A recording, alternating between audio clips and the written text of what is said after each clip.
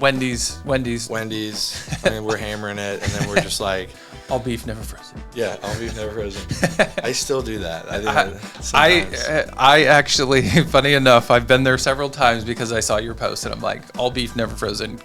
Throw the bun away. Yeah. give me the all beef. All right, guys, welcome back to Building Brevard, episode 8. And today I have not only a good friend, but a great person in our community. And Cameron Mitchell, welcome to the podcast. Thank you for having me. This is exciting. Yeah. So start with intro to Cameron. What do you do? How long you lived here? All the fun stuff.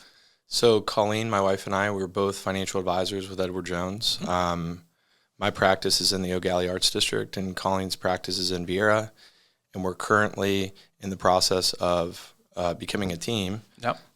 Mitchell Wealth Management Group with Edward Jones over in Vieira, right off Murrell and Wickham. And we moved here in November of 2016. Okay. I'm originally from Maitland, Florida. Okay. So suburbs of Orlando. Yeah. So just an hour. Yeah. An hour west. Technically, you're still born and raised Central Born and Florida. raised, yeah. We're born and raised.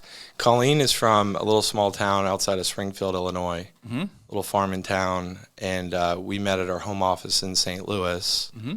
Met, dated, engaged within 2 months. Wow. And we're celebrating 7 years of marriage. Awesome. Next week. Nice. And we have a 2.5-year-old, Caroline Joy, and we have Mr. Callahan, who's 1. He just turned 1, and man, life is good. Yeah. It's fun. So, moved here in 2016, and we love it. We love it. Why? Why Brevard? So when we were up at home office, my original plan was to come back to Maitland, Florida, and build my practice there. Right, connections. There's multiple generations that are there. Right. There was a gentleman that was retiring in this region, and so I was recruited to this area to take over a small portion of his book of business. It was one of those situations where it was a big promise, and it ended up being a little bit underwhelming, but it was like everything happens for a reason. Yep. So that was what prompted us, right? I mean, and when we came to visit, we didn't know anybody, and to be completely honest, I thought in my head, I was like, man, this is going to be easier to ask everybody for money, right? I don't know anybody. Yeah. Right? I'm not gonna embarrass my parents, or like I don't have to worry about anything. I don't know anybody. There's no risk. Yeah. So anyways, so we wanted to start fresh. That's kind of that's what brought us here. Yeah. And dude, it's home. Yeah. It's we love the community, like you and Steph, and like, going to Lily's birthday parties, and we just think that like the relationships and the people here are extra special. Yeah. And the opportunity to give back and to serve and to be a real stable, like an important role in the community. Mm-hmm. There's a lot of opportunity for that. So we've really gotten plugged in, and it's home. It's where we want to grow our business. It's where we want to retire. Yeah. All that. And I think that's special. Yeah. So that's what brought us here. Yeah. So talking about the community, what are you guys involved with? I know a few of them, but. So Colleen and I we're pretty involved in our church. Yeah. First Baptist Vindy Atlantic. It's Bible teaching church, right? We study the Bible. We don't deviate from that, but it's a really great community. There's small group opportunities. What I love most about it is Pastor Jonathan, he really takes time to educate and teach, right, and explain. It's not a bunch of opinions. It's not a bunch of feelings. It's not prosperity preaching. This is Scripture, and do you understand how this Scripture and the process, how it can relate to your life, and how, what this means. And it's a smaller church, right? Yep. So, like, we have our church over quite a bit, like for smoking meats or grilling out or, just doing life together. So we're very involved in our church. Yep. Also on the board of Tied Together Space Coast, which is a fun little nonprofit. Yeah. Big impact. It is where we go into all the middle schools and the high schools in Brevard County, all the way from the north to the south. Yeah. And we teach the young men how to tie ties, and we teach the young men how to shake hands, and the importance of setting that tone and that first impression, whether you like it or not. First impressions are important, but really it's more than just tying a tie and shaking a hand, PJ. Yeah. Right. It's about having pride in yourself, right? Having self-care, right? Knowing and understand. Like, we get these little breakout sessions where I get to spend 20 minutes with like a group of young men, teach them how to shake a hand, look somebody in the eye, how to tie a tie, but then I get to talk to them, right? And I want to circle back to this, but I think it's one of the most special things about my job is I get to get a glimpse into the future. Yeah. About like, why were you so successful? Why did the marriage work? Right. We can get into that, but I want to share with these young men like my experiences and how they're at these crossroads. Good decisions, bad decisions. And just get to build into them and encourage them, you know? Well, I think it's super important right, like the formal education only has so much they can teach these kids, right? Like they have to go through the curriculum. And so it's so important that men and the women get their own like STEM or something, right? Like with JA. Right. STEM is coming in and or GLOW, I think maybe. GLOW. Right. So GLOW is taking the females and you guys are taking the male and instilling in them something that, to me, it's hope.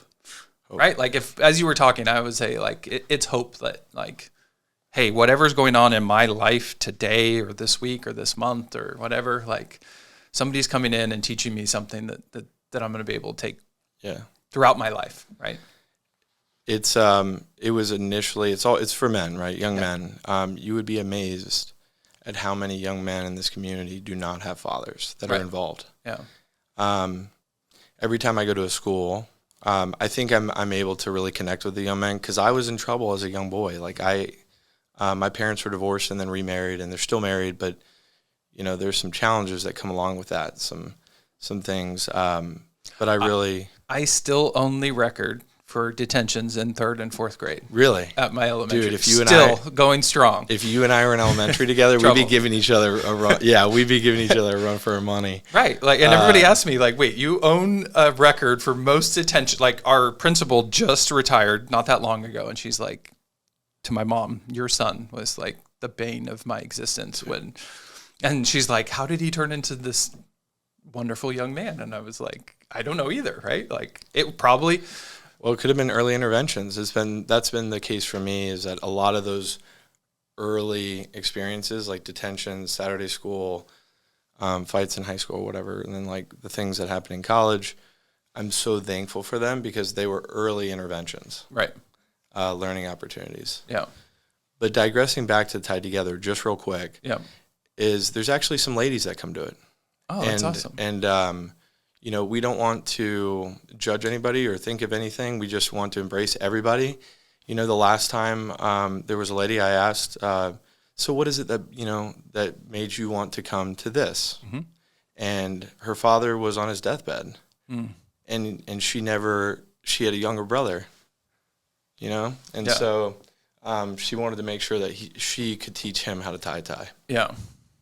Yeah, super powerful, right? You know, like there's stories like that over and over again. That's why it's close. Well, and it's a little funny too. Like I wore a tie for 7 years in a row until COVID, and now I haven't. I mean, I put one on for like a formal occasion, but I wore a tie every day for 7 years in Brevard County. Like I wanted my signature to be like PJ, the real estate agent that had a tie. And then there was a few other agents that wore them, and COVID changed all of that. But the amount of young people that were like, "Wow, you dress up." I'm like, well, it's important, right? Like that going back to that first impression, right? Like, I think kids are so detached because they can, right? Like a lot of their communication is through this now, right? It's through their phone. And so that interaction, human interaction, face to face, shake your hand, isn't something that they learn. I thinking about PJ, I always think of you as like, you know, buttoned up in a tie. And COVID did disrupt that, I think, for a lot of us, because you're from California. Yep, originally Silicon Valley. Okay, Silicon Valley, and so you were kind of a transplant. Oh yeah, 100%. Right? I mean, I was like, where? Definitely a transplant. Where are we going? Right. What is this? Brevard County, not Broward County. Brevard County. Brevard. Yeah. But when you got here, you recognized that like there was a real opportunity to differentiate yourself with like, Oh, yeah. like being buttoned up and saying what you're going to do and doing it in a timely fashion. And like that was my sense when I got here. Yeah. And as I called a real estate agent. They showed up in flip-flops and shorts. I was like, I'm out.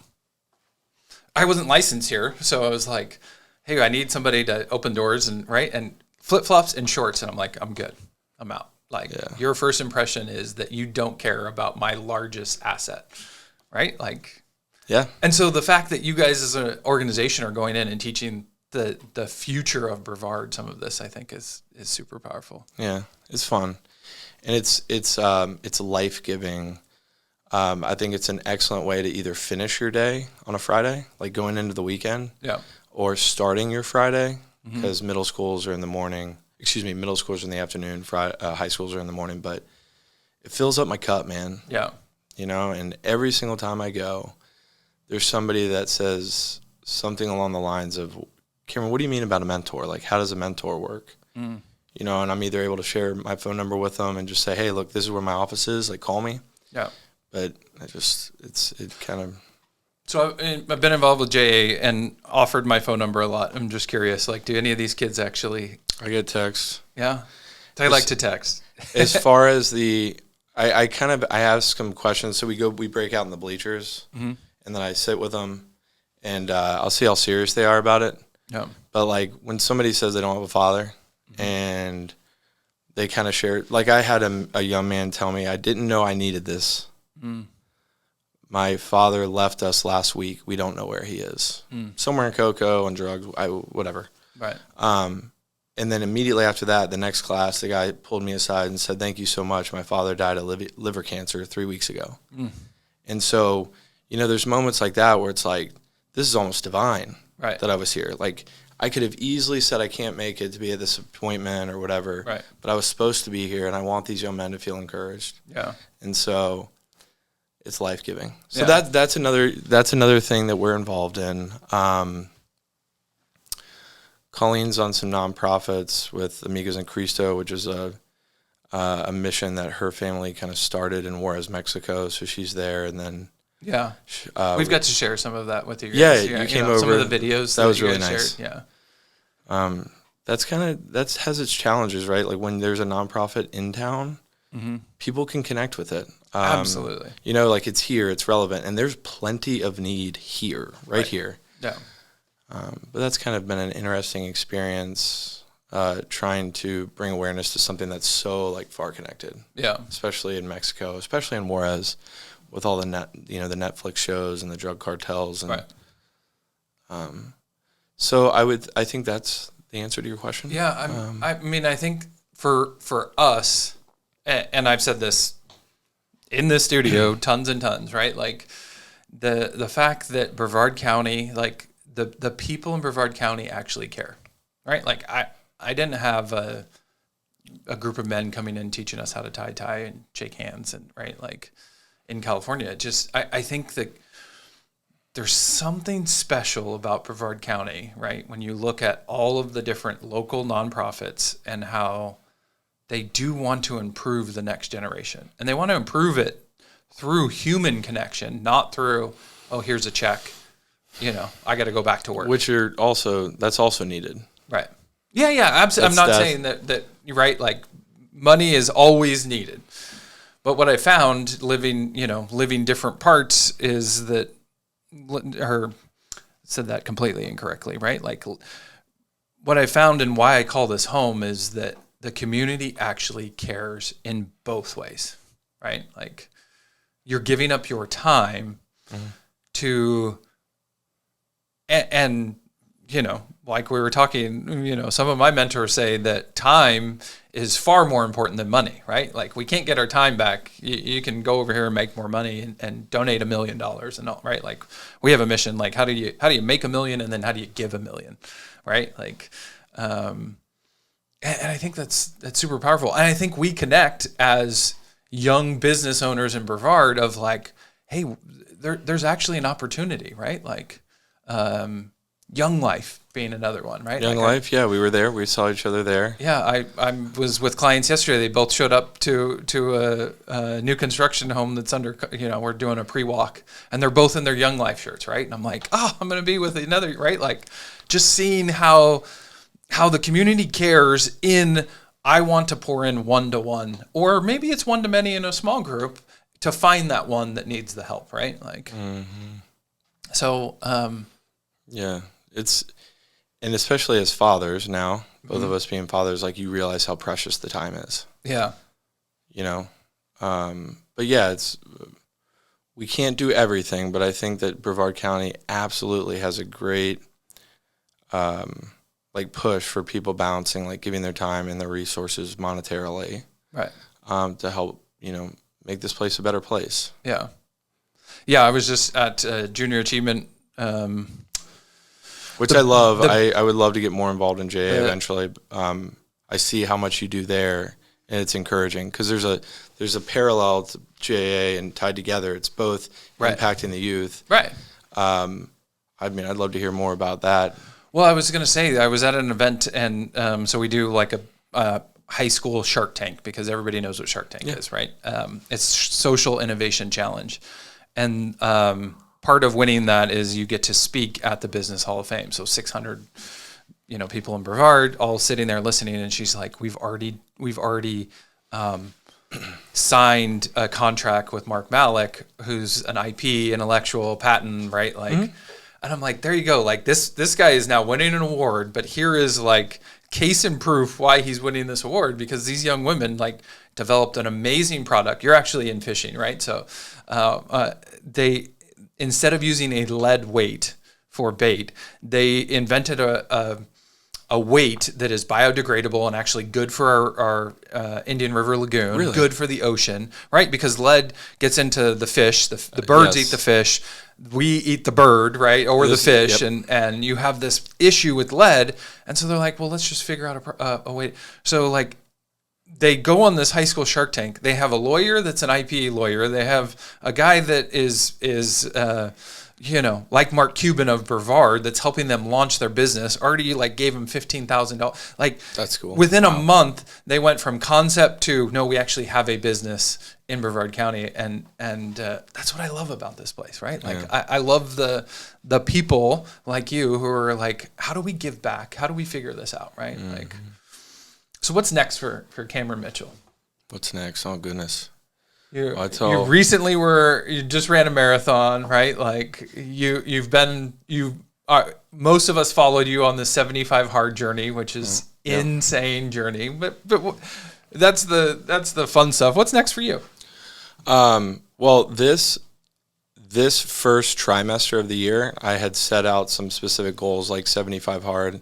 I wanted to remyelinate like circuits in my brain. I wanted to, I felt personally like I knew I was just kind of eating what I want, be a little gluttonous, having some adult beverages on the weekends, right? Because I work so hard during the week, I deserve that. Yeah. And I do not think that there's anything wrong with that. I just personally had like an internal feeling of like, hey, I need to hit the reset button, right? We've got, this real estate venture, buying the building, merging our businesses. Like, we're hiring a third administrative staff. I was like, I need to get dialed in. Yeah. I need to get tuned up, right? I'm a father, I'm a husband, I'm a business owner, and the business isn't little. So I just need to make sure I'm being responsible with what the Lord has entrusted me with. Right. And I said, this 75 hard program would be like, great. Like, why not? I wanted to do it in 2020. Or 2019, and then 2020 happened, and the market crashed, and COVID happened, and we're just holding on, baby. Right. So did the 75 hard, which was a really fun experience, and the physical or the aesthetic benefits are the smallest benefits of the program. But yeah, ran the marathon. I wanted to kind of tune that situation up. It wasn't like I was just walking the dog in the morning and walking the dog at night. Like, I did gym in the morning, hitting delts for an hour, like hardcore and abs, and then ran 22 miles, that evening. Yeah. We were getting after it. So I am doing that. So if the physical side was like the least, what were the one or two highlights from 75 hard that you would say that? What I uncovered was that I was very, you know what a sine wave is, where there's like you peak, right? You're optimized, like you're dialed in, you're reading, you're doing everything at work correctly, like you're very efficient, you're making your calls, you're following up on your emails, like everything's tuned in. Right. And then it's like, let's get, 2 double supreme cheeseburgers at McDonald's and fries and an extra large Diet Coke. Wendy's. I mean, we're hammering it, and then we're just like, all beef, never frozen. Yeah, all beef, never frozen. I still do that. I actually, funny enough, I've been there several times because I saw your post, and I'm like, all beef, never frozen. Throw the bun away. Yeah. give me the all beef. It's like, I'm getting a little spicy today. Throw in 2 pieces of bacon.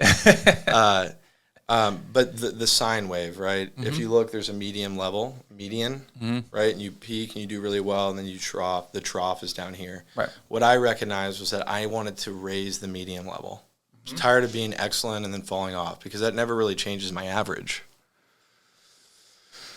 So just working with some mentors, it was just...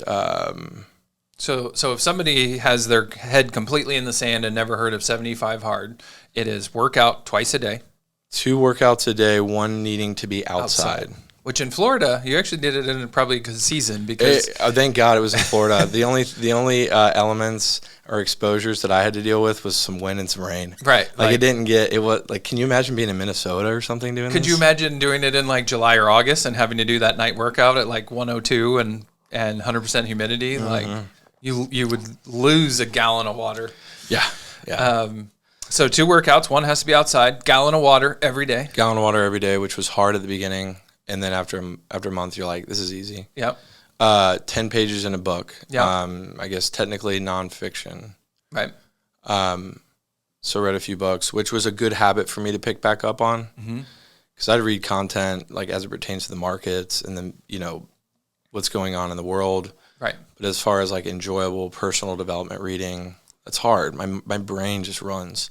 So, and then sticking to a diet, and the diet that I chose was no bread, no sugars. So simply, I ate potatoes, I ate grits, but I was like, I kind of honed it in to where my meals and everything was very predictable. And it was delicious, dude. And I was never hungry.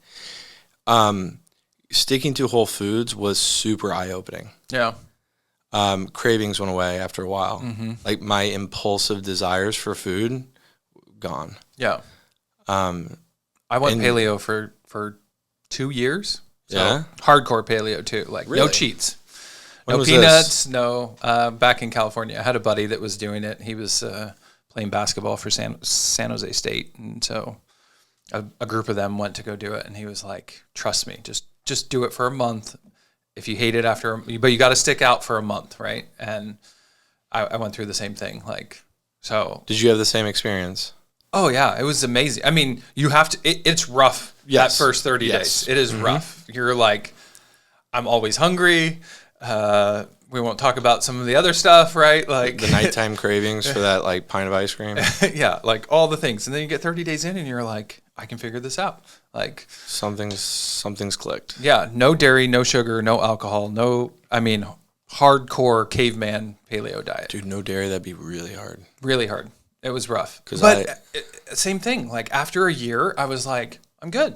I really like cheese too. So let's just. I love cheese. Yeah, like the stinkier the better. I don't love all the stinky cheese, but no, that was the hardest thing. And yeah, it was interesting, right? Like how when you eliminate. For me, it was eliminating the bread. Like, and I cheat a little bit and say, well, I'm going to make almond flour banana bread, right? Mm-hmm. So I was telling somebody about this recently. Like, you kind of trick your brain. You're like, oh, this is bread, right? Like almond flour, everything. Almond flour, pizza crust, but with no cheese. So you had to just like tomato and, but instantly, like after 30 days, those crazy cravings go away. The thought of like eating potato chips or French fry, like out the window.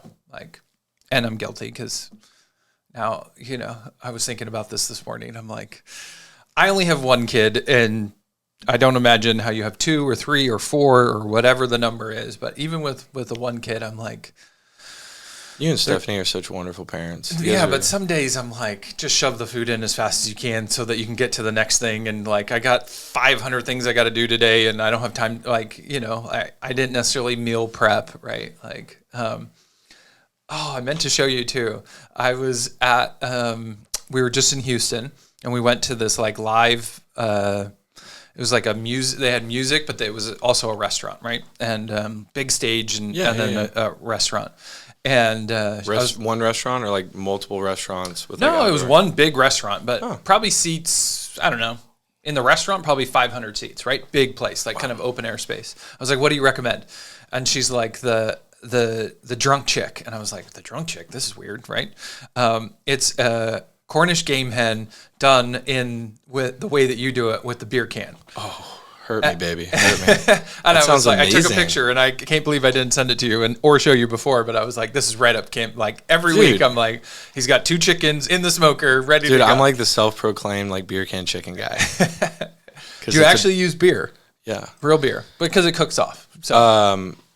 Yeah, you pour out half the beer, you shove it in the cavity, you sit it upright, season it with all different types of things. I'll do honey. Big fan of Kinder's. Kinder's like has been just, very impressive. And I'll just do different beers. But the point is that it maintains that moisture, and it just kind of boils and bubbles in there. Right. And you could do honey glaze, jalapeno honey. Dude, I love it. And it's $1.39 a pound. In this economy, right, I went to Publix and saw flank steak for $13.99 a pound. Right. And I was like, where the heck are we living? What is happening? Inflation, baby. Inflation, it's real. Yeah. Anyways, that sounds delicious. Yeah, I was like, this is Cameron. I'm ordering it just for Cameron. Like, yeah. So the diet, man. Thinking about the 75 Hard program, the diet allowed me to gain clarity. Like I didn't really think I think that a lot of us are just really kind of walking around in a little bit of a fog. Now exhaustion, like there's a ton of different, inputs that create, right, ourselves. Yeah. But I think that the diet piece was really eye-opening. Yeah. I felt like somebody put a super chip in me. I wasn't keto, although I do like being in a ketosis state. But just shifting to whole foods, eliminating the process, focusing on more single, ingredient type products. Yeah. Really was eye-opening for me. And then I don't know what else there is for that. Gallon of water, stick to a diet, so it could be whatever you want. Yeah. It's intense. 2 exercises. It was intense. You cut the back of your leg open. On a bike, and you were like, I'm going to finish this thing out. Yeah, somebody started throwing some, speed bumps at me. Right. I have a lot of friends that have done like 45, 55 hard because they got sick. Dude, I got sick. I started on one of my workouts about day like 30 in, and I got sick and started throwing up. And I was like, well, I'm not going to, like, I cannot tell Colleen that I'm resetting. Like, there's no way she would allow me to do this again. Right. Fortunately. Sorry, dear. I'm going to do 100 hard. Yeah. I'm going to stop and start again. Yeah. That was, I would say, the hardest part of it was that we would put the kids down, and a lot of times that workout would be at then. Yeah. And that's Colleen and I's alone time. Yeah. So like the high quality time where we actually get to spend like uninterrupted time, and that was a little disruptive. Yeah. She didn't appreciate that, and it's hard to do. It's hard to balance family and workout and I was so thankful for her too, because she was like, I got you, I'll support you. Yeah. To complete this, because I know it's important to you. Yeah. And that's kind of what we try to do for one another. But that was really good. I would recommend it. Everybody asks me all the time. I'm like, I want to do 75 light. Which is... I still like a beverage on the weekend. I'm just that guy. I'm Irish Catholic. There we go. I did do it for 2 years. No alcohol. I like to shut it down. And I don't know that I probably could. I'm making excuses. Honestly, any of us can do whatever we put our mind to. It's just a matter of prioritizing. Like, what's our highest value? Right. One of the books that I read while on 75 Hard was called The Values Factor. Mm-hmm. And I'm not trying to give a plug to anybody or anything, but this book was really, really good. It helps you kind of identify what's most important to you. I would highly recommend it. So what'd you get out of that book? The values book. This is where I really started chewing on, like through the 75-part program, which was the most beneficial, was not only the diet, the clarity, my mental focus, my efficiencies at work, but also uncovering like what Cameron's highest values are, which I love building into other people. Like I love spending time with you and Steph and talking about like how are we making a positive impact? What are we doing for others? What are we doing for our businesses? Mm-hmm. How are we being the best husbands and fathers that we can be? Like that's really life-giving for me. Yeah. And then holding each other accountable, right? Because men need other men. Yeah. I mean, I think that it's a little discounted. We isolate each other, ourselves, very easily. We hold things in. We bury it in. We don't let people see our emotions. Yeah. We can just take it because we're men. Right. And that's cool. Right. But I think it's very important for other men to build into each other and be accountability and have coffee and talk and yeah. So that is something I uncovered is like I'm really passionate about encouraging others and building into others, and where I can, holding people accountable, and in turn asking for people to hold me accountable. Right. The other thing is I'm passionate about being healthy because I think that it makes me a better person overall. Mm-hmm. It makes me a better husband. It makes me a better father. My kids are seeing, what are they seeing? Yeah. Right. My dad and grandfather enjoyed fishing. Right. So what do you know? I enjoy fishing. Right. I enjoy everything about it. Yeah. But they weren't necessarily like, my dad was healthy at one point. He's healthy, but when my kids see like mom and dad run races together, right, and they do these things, like I think that's helpful. And then it makes me a better business owner, a better financial advisor for my clients. Like I'm dialed into their situation. And then the other thing, and your values change, right? Like my kids are my highest values. Right. But before I had kids, they couldn't have been my highest value. Right. Funny how that, how life changes very drastically with some little ones, right? Like, that's the greatest gift in the world. Yeah. The hardest and the greatest. The hardest and the greatest. I feel like I'm talking a lot. You're supposed to be talking a lot. Okay. This is all great stuff, right? This is fun. This is fun for me, PJ. What?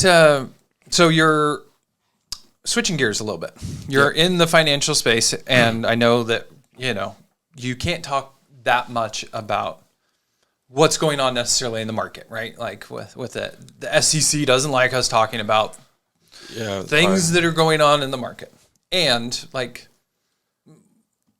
Why financial planning? Let's just start there first. Like, why did I choose that career? Yeah, and why are you passionate around that career? That's a really good question. Growing up, I did not come from money. Not that money does not answer, but I knew that I wanted to be successful because my grandparents were successful, and I saw the life that it allowed them to live. Mm-hmm. A place in North Carolina. It just allowed them a lot of liberties, sending me and my sister and my other cousins to private school. There was just some things that it allowed. So I wanted to be successful because I thought that money would answer problems because as a young man, I saw my parents argue and fight about money. Right. So hey, we're in the same boat, right? Money is good for the good that it does. Amen. Yeah. So I wanted to be able to make a good living. One, because I didn't want to fight with my wife. That's what I correlated not having money with. Yeah. That was really scarring. My bedroom was at the top of the stairs. They were fighting downstairs. They thought like really? I couldn't hear it. I'm like, it just goes right up the stairs. And my bedroom was right there. Like, yeah. Yeah. 100% on the same. Yeah. And it just seems like you and Stephanie are just such a great like married couple, and Colleen and I are privileged to call you guys friends. So anyways, so I wanted to make a significant impact in my community and be an important part of people's lives. Mm-hmm. I wanted to be in sales. Like I do believe that I'm a relationship person. I like connecting people. I like being a part of people's lives, and I think I'm fairly relatable. Mm-hmm. So I knew it was sales of some sort. Yeah. So I went into pharmaceutical sales out of college. I did not enjoy it. My brother-in-law recruited me to Edward Jones, and I was like, I'm not really like, I didn't like, accounting. 1 or 2, I barely passed. I don't, He's like, it's not about that. And it's really not. There's certainly numbers involved. Like, I don't, but it's more about being an important piece, an anchor, a cornerstone in people's lives. Colleen and I have to be, we have to be careful about what we discuss openly because of FINRA and SEC regulations, but life-centered financial planning, right? Helping people with their goals, compartmentalizing them, and helping them achieve those goals. And so I think that was what it was. I wanted to be an important part of my community. I wanted to help people. I wanted to be a financial conduit to generations. I have some clients where it's the grandfather, the child, the son, and the like 4 generations, all are my clients. And, so question on that. Yeah. Do you see that, there's all these Instagram reels where it's like, strong men or weak men make strong, like in this generational thing that as the way that I see it is 2 of us who were like, okay, we saw what our grandparents did and then we saw what our parents did. I wanted to be more like my grandparents, right? Like it was the bank of 622 Laurel. It was my grandfather's house, right? Like he just did very well. And depression, maybe Great Depression, probably, he probably had too much cash under his mattress or in coffee cans and that sort of thing. But I'm always worried about, creating wealth and having it be kind of squandered later on, right? Like those statistics that show that. Right. So if you have 4 generations of somebody's wealth, how do you help them? Oh man, that's a great question. I think it's early on. It's education. It's intervening, making sure that people are educated about what it can do for you and the safety net that it provides. I think that's why I'm so passionate about it, because there's correlated statistics that if you're open to talking and educating and teaching and right, that's what helps with the process. But like I'll tell you, if I have a client, they got 3 kids, most of the time there's one of them that's a little rogue. Like it just seems like a regular reoccurring statistic. Like you can't. Right. They're great people. 2 turned out fantastic, and 1 has some struggles and some things that they got to deal with a little bit. Yeah. So there's no perfect formula to it, but I think teaching them early, talking to them is helpful with that, demonstrating and actually like showing them good behaviors, just like anything else in life. But so statistically, like 90% of 95% of wealth is like gone if somebody under the age of 21 inherits it, like within like 18 months. And so there's a real value to having a plan, a written plan, and things like that. And I don't want to dive too much into that, but you said that you had a concern about it. Hard times create hard men. Yeah. I believe it. Nobody's crazy with what or how they think about money. If you think about somebody that went through the Great Depression, saw those things, or somebody that comes from a country where there's poverty like we wouldn't believe. Yeah. And you think, oh, why would they hide money in cans and then dig it up and put in their backyard? Or why would they be all exposed to gold, these things? Yeah. Nobody's crazy for the way that they think about money. We all, right, have an experience, right, or a family experience, and they kind of taught us these ways for us to think these ways. Yeah. And what we try to do is really understand what money was like growing up, because that tells me so much, right? When I talk to a client, they tell me that their family was the benevolence family, where the church raised money for them so they can get shoes and food. Right. Now they're sitting in front of me working diligently, head down for 40 years and millionaires. Right. Like that money might mean a little bit. That's something different to them than somebody that was just born into wealth. Right. And so, anyways, it's situational.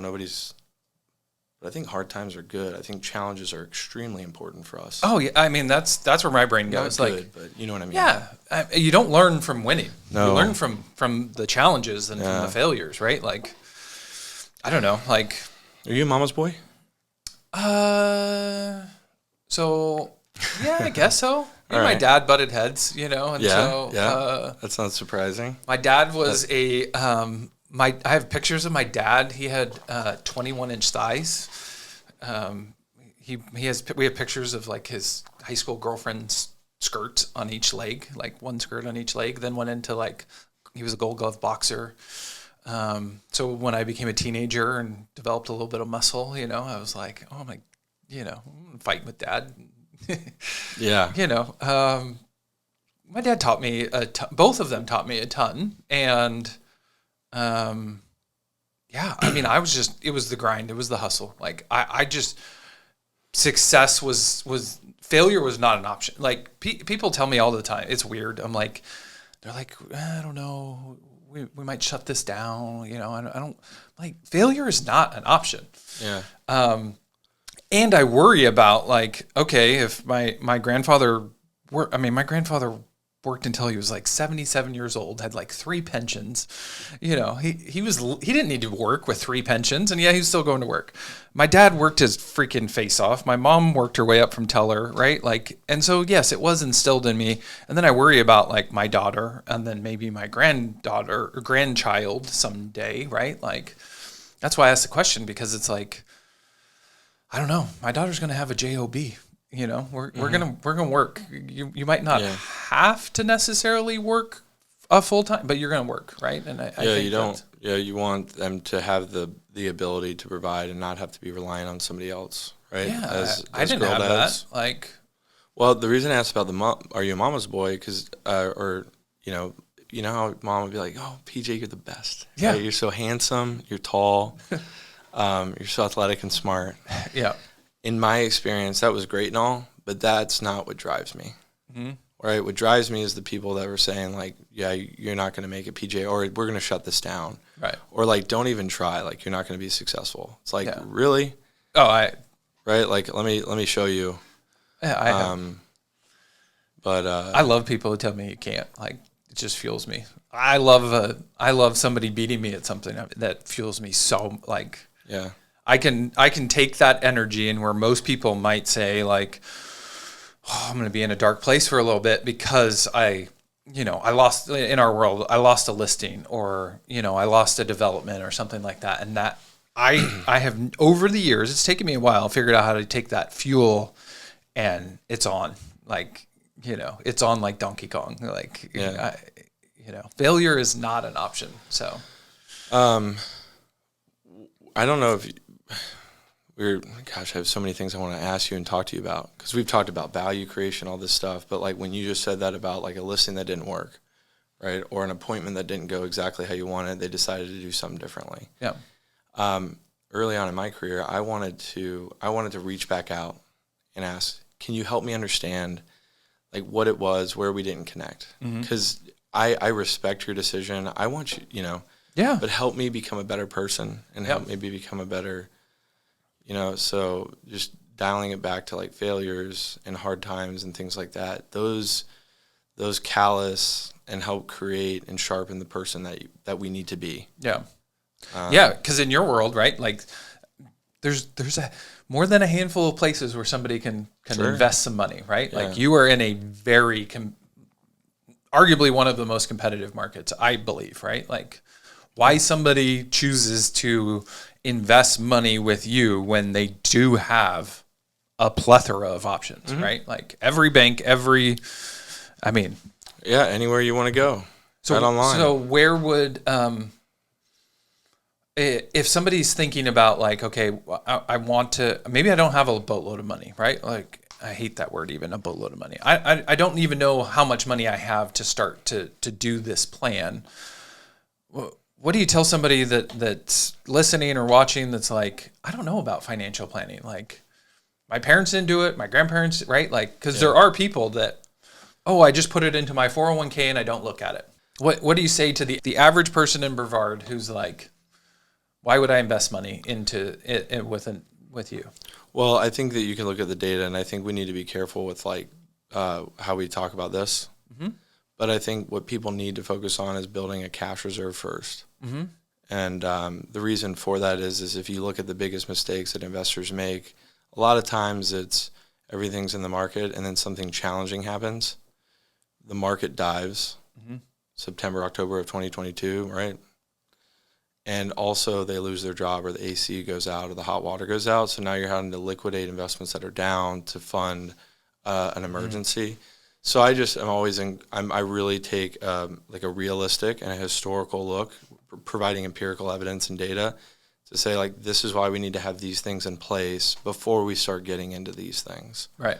And that's just for their own safety. And it's so. In our world, we call it the highlighter exercise. So you have to, because similar to you, right? Like, I believe we help people build wealth through real estate, right? And the highlighter exercise is you got to print out every credit card, every debit card, everywhere you spend money, and you got three highlighters. Green, it gets to stay. That's shelter, food, water, right? Like healthcare. We need those necessities. Yellow is, it's close to the necessity, but it either needs to move to green or to pink, because we don't have a red highlighter. They're pink highlighters. And pink highlighter is, it's got to go, right? And so we actually did this exercise first as a team in the middle of COVID. And I was like, you and your staff, your people. Everybody on our team, and then we started recruiting other real estate agents who just were like, hey, we want to do something fun, right? We want to do this wealth planning series in the middle of COVID. We have time. We're locked in our house. You might as well do it right now. And I was like, yes, I know what's going to happen, right? Like, all these people are going to have like their Netflix and their Starbucks and they're eating out to lunch. And I was like, I don't do any of that. And then I started going through my debit card and I was like, $13 at the gas station, $17 at the gas station. And it was all good stuff. It was like beef jerky. And if I could get 2 water on sale, right? I'm a sucker for, if like there's, I go into 7-Eleven and there's 2 liter bottles and it's like 2 for $5, I buy 2 of them instead of 1. Cause I'm like, I need an extra bottle of water. Right. And so I started going through this exercise and I was like, wow, like one of our agents on our team saved $6,000 a month. Just cutting everything on the exercise that was pink. Yeah. You know, like, no, we're going to go to the grocery store and we're going to meal prep. I was like, that's a car. Dude, the meal prepping thing is real deal. Like, you save a lot of money. Right. Colleen and I, when we do our budget, like, we look back and we're like, look at the past quarter. It's like, man, we spent a lot of eating out, you know? Oh, yeah. Those definitely. So, yeah. So going back to your point, right? Like, you have to have some sort of cash reserve. And the problem with, I think, most of us is we live 100% on that paycheck and we're like, oh, great, if there's a little something left over at the end, right? Like, I also picked up a book that was pretty interesting, Profit First. Yep, yeah, we talked about this. Yeah. I can't remember. You may have told me about it, or somebody told me about it, but this is I've heard that it's a really good book for business owners. Right. You know, I boil it down to the simple thing, and I remember actually seeing this in my grandparents' house. They would have envelopes, and it was like, when the money came in, you put the cash in the envelope for the mortgage. You put the cash in the envelope for the utilities. You put so they had 12 envelopes. And one of the envelopes was like, this is our fund money, right? And one of the envelopes was, this is our save money, right? And I think we get away from that because everything's digital now. Like, oh yeah, double click, I can Apple Pay everything, right? Like the exposure that we have on social media. I mean, dude, I don't know if you've noticed this, but over the past few months on Instagram, it's like every 2 or 3 people I scroll through, there's an ad. Yeah. And it's somehow linked to like something that we want. Right. And it's so easy to just click and then just click a few more buttons and it's going to be here in like 3 days. Oh, I'm terrible at like Christmas time. I'm like, yep. How do I spend all that money? Right. Like, but that's biblical, right? Like it's biblical. It says set money aside, right? You're going to have like these cycles that we have in life. Very biblical, like when they talk about how you're going to have crops there's going to be 6 good years, right? The 8th year it's going to be tough, right? Put some hay back in the... Right. And it's been a long time since 2008. Mm-hmm. Yeah. Right? People don't know, a lot of these young people don't realize like how tough that was. Yeah. 2000, 2001, 2002. Right, we had the tech bubble, we had 9/11 and the Iraq War. Those were 3 terrible years in the economy. Yeah. And so it's been so long. So I think just like what you're doing at JA, helping with financial, fiscal responsibility, and that's just, my calling too is to be just to help with that the best that I can. And it's just important. Putting some hay back in the barn. Yeah, so if I'm new to financial planning, I'm first going to try and figure out how I can have some cash reserves, right? Figure out on a monthly basis how I can start actually saving some money that I'm not having to put, right? Like I call it silos, right? For me, it's I think about silos, it as silo. Yeah, like I want to have this emergency fund silo, right? Like, well, it keeps you out of hot water. What's that? It keeps you out of hot water. Yeah, it keeps your hot water hot. On. So then what's next? Like if I was brand new to thinking about, hey, I want to start setting up my future and my kids' future. What might be something that as a beginner in investing in your world that I might start to do? So again, I think I have to be careful with these sort of things, but there's certainly like a top-down efficiency of vehicles. Okay. And I think that that's a relevant piece that people need to understand, like compartmentalizing goals and then understanding the most efficient vehicles from a HSA account, a health savings account, to a Roth IRA account, to a 401k, pre-tax Roth options. Like you can just kind of go down this list. And my thought was just like, be very careful of what you see on the internet, TikTok, these sort of things. Yeah. And I guess my biggest recommendation would be to find somebody that you can count on and trust. Right. And I think that's why Colleen and I have been blessed with the amount of responsibility that we've been blessed with, is because at the end of the day, like nobody knows everything. Right. But I tell clients, like, if I don't know something, I'm not going to BS you and just say, hey, like, yeah. No, I'm going to move heaven and earth to go find you the answer because I don't know it now. But I think it's, to your question, it's find somebody that you can count on and trust that's going to give you sound advice. And then explain things to you from efficiency levels, and then explain things to you on helping you compartmentalizing goals, because retirement's obviously important. Yeah. Right. We want to at least be able to say that we don't have to go into work. Right. Whether you want to work till you're 80 or whatever, fine. Yeah. But it'd be nice to be able to say, I don't need to do this. Yeah. I get to choose what I want to do. Yeah. Yeah. So having also somebody help you with compartmentalizing the importance of educating your children or paying for that wedding. Right. Or whatever it is. So that's the person you want to look for, and that's certainly can be found with the Mitchells. But I love that answer. But you know what I mean? I was looking for like a little hack. You asked me what brought you to this industry. Yeah. And I think it's like art. You know, very similar to your experience, PJ, right? Like what Cameron and Colleen want in a house. In our situation, in our background, all that it's so unique to the next Cameron and Colleen that you meet with. Right. Same thing with my world. Right. You know, PJ and Steph, like their dreams and goals and desires are different than the next PJ and Steph. Right. And that's what keeps it so entertaining and so enjoyable. Yeah. So, man, I love it. Yeah. But then you meet clients that are like me, high risk. High risk. Cam, I want to make as much money as I can. I don't care what the risk is. And then my wife, on the other hand, is like, you better not be putting that is the beautiful balance of marriage. Right? And that is so true that I will look at the wife and I will say, how much cash do you feel comfortable with having in? Because there's a lot of times our wives are a lot more realistic. Right. Where we're just like big dreamers, you know. I instantly start thinking about like the amount of people that I've interacted with that are like fighting over the house. And I can see it happen in your world. I'm not going to ask you the question, but I can just see it in your world where it's like, no. And we are going to go to blows if you make this dumb decision, what I deem is a dumb decision. And then it's like, well, you know. Anything that you can imagine is probably that conversation has been had in my office. Right. Anything. You wouldn't even believe it. Yeah. But it's fun. And at the end of the day, I think we do a good job at making, like, it is very important that both spouse feels comfortable and is respected and understood, her opinion, his opinion. Like, at no point in time do I want one person to feel more favored or, you know, in thinking about coming to this meeting, I was thinking about when we were at a wedding, right, in Orlando. We're both there, and we were talking about value creation. How do you differentiate yourself in your world? Because just like me, right, I think that there's a ton of options, online options, discount firms, and I think what at least my perception is that you provide value. Yeah. So how Well, it's just funny because I keep going back to the comment you made earlier of like, I was looking for like how, what are the tools or the mechanisms maybe that you would recommend as a first time investor looking in, right? And you broke it down to trust. And, Trust.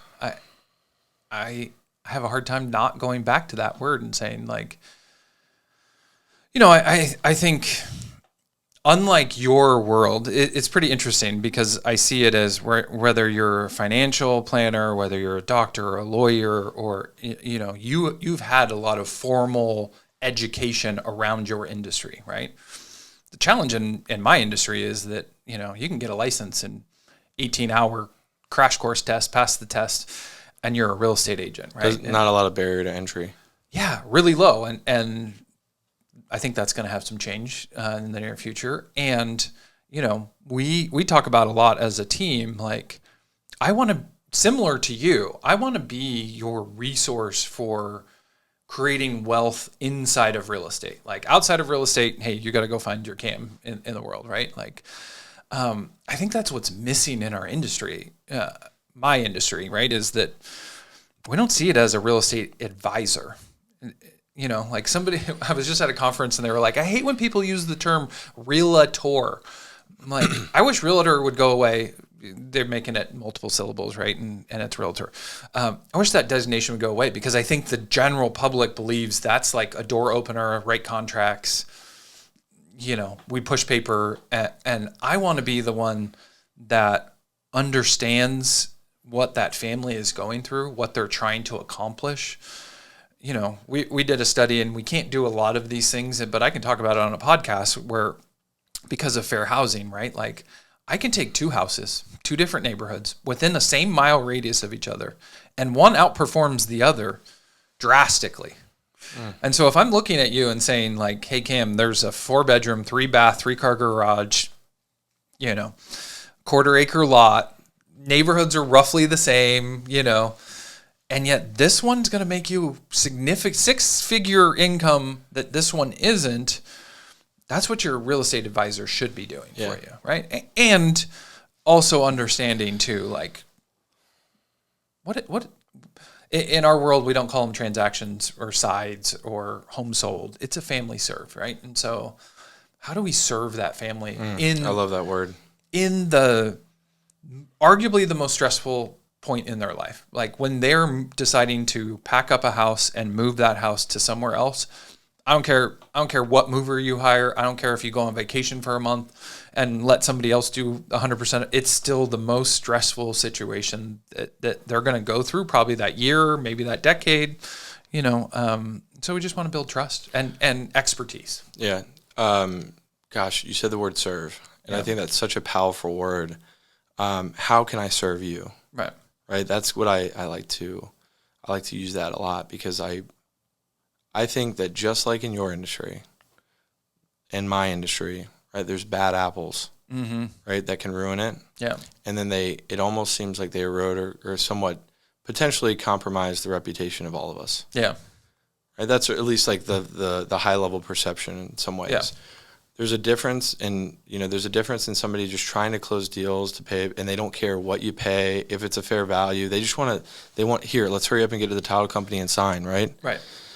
Same thing in our industry, right? Just sign here, buy this, don't worry about it, it's guaranteed. You don't have to worry about down market participation, but you do participate in the up market. Right. Those dinner invites that people are getting in the mail, come have a steak dinner, right? Right. It's those sort of things that I think we have a common ground on. Yeah. And I think it's people like you, PJ, and people like Colleen and I, we really want to, change that. Yeah. Right. We want to understand intimately what your concerns are, what your risks are, what you're looking to get out of this, and help you with, like you said, like this has been the historical data. I think that this is maybe something that we should consider based on this, this, and this. Right. And so like that is just exactly what we try to take. And I think that's what I see on social media with you, is that your intention is to provide, a high level experience for folks and make the experience enjoyable and memorable. Yeah. And it's more than just hurry up and sign. It's let's make sure that this whole thing from start to finish is done right. Yeah. That's my perception of, but I also know you.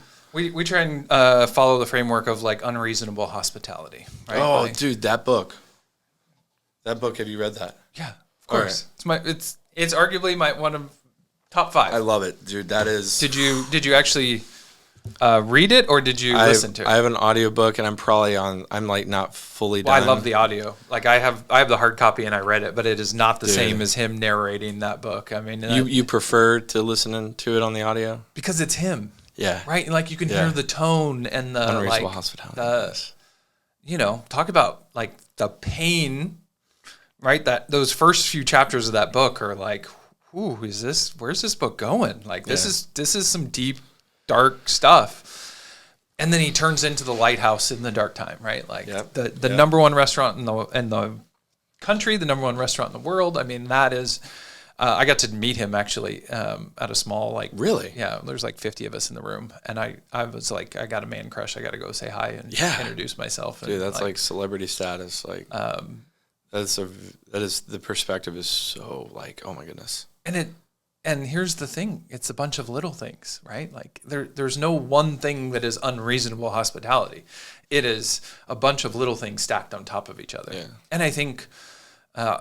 To me, it goes back to that word, trust. Like when you go to his restaurant, you trust it's going to be an amazing experience. Yeah. When you work with the Mitchells in the investment side of things, you know that it's going.